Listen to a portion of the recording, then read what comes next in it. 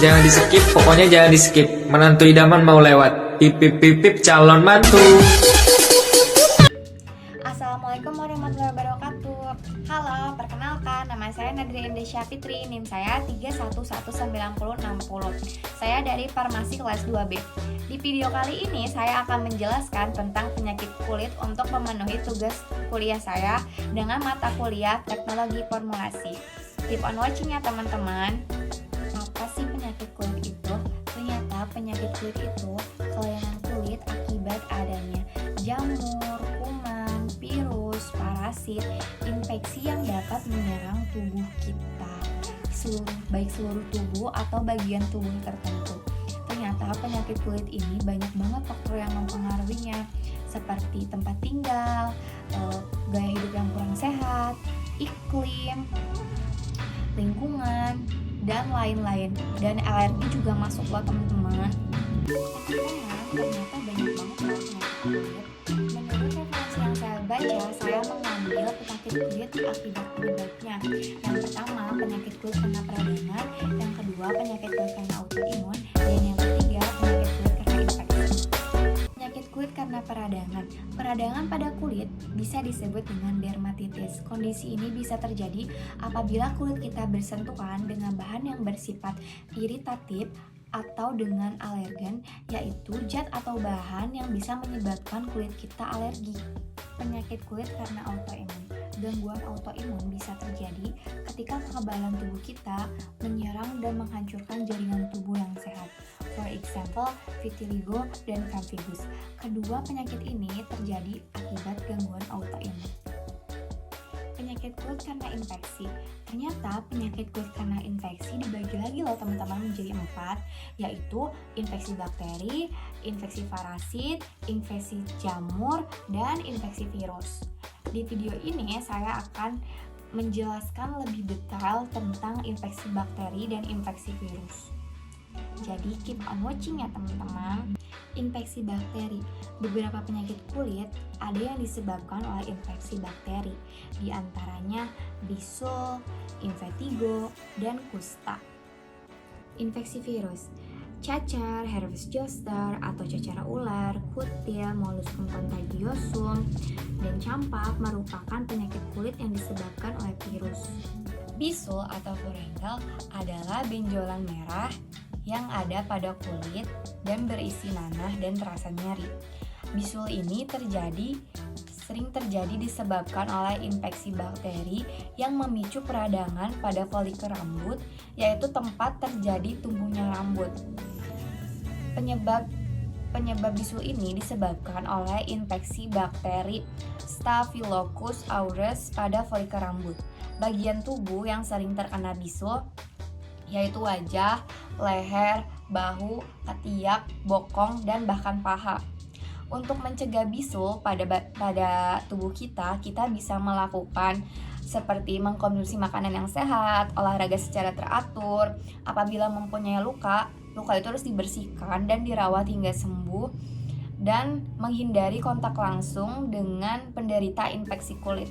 Cara pengobatannya adalah mengompres bisul dengan air hangat 3 kali sehari guna mengurangi rasa sakit sekaligus mendorong nanah untuk berkumpul di puncak benjolan.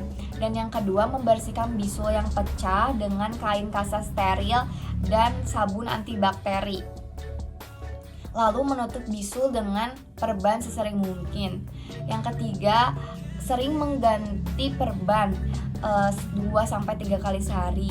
Dan yang keempat, mencuci tangan sebelum dan sesudah membersihkan bisul. Dan yang kelima, jika terjadi nyeri, kalian bisa mengkonsumsi obat pereda nyeri, for example paracetamol dan ibuprofen. Kedua, ada penyakit cacar air.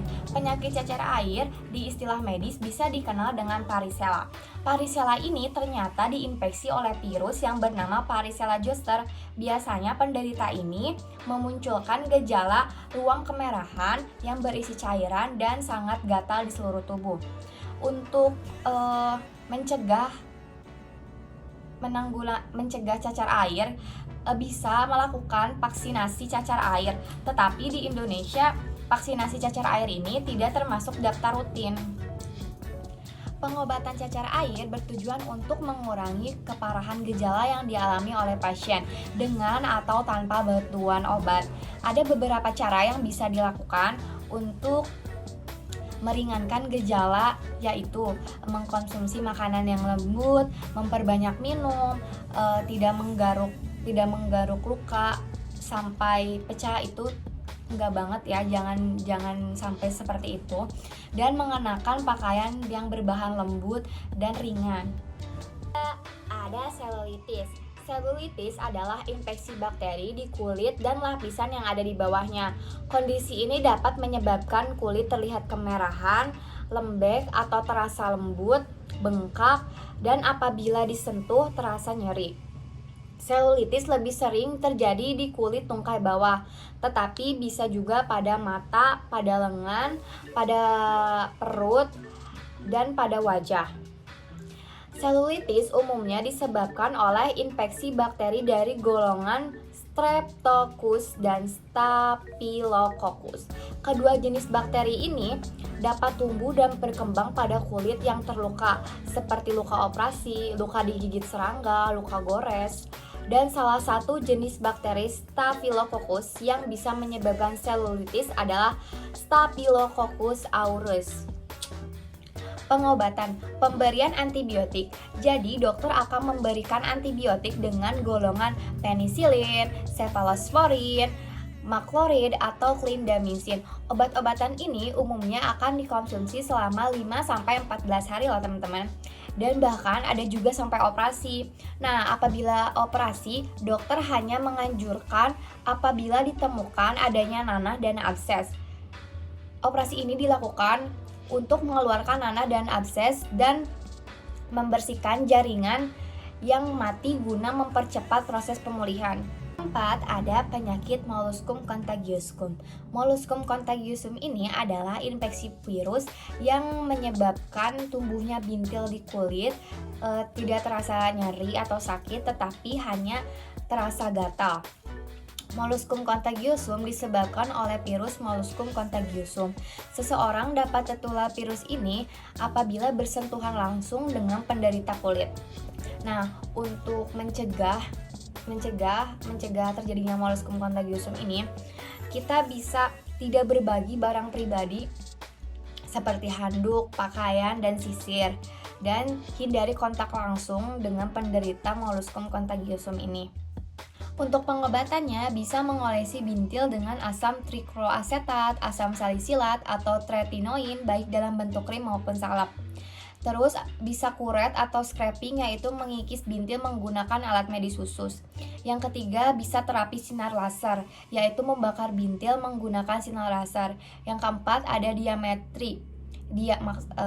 diatermi, yakni menghancurkan bintil menggunakan energi panas dengan terlebih dahulu diberikan bius lokal.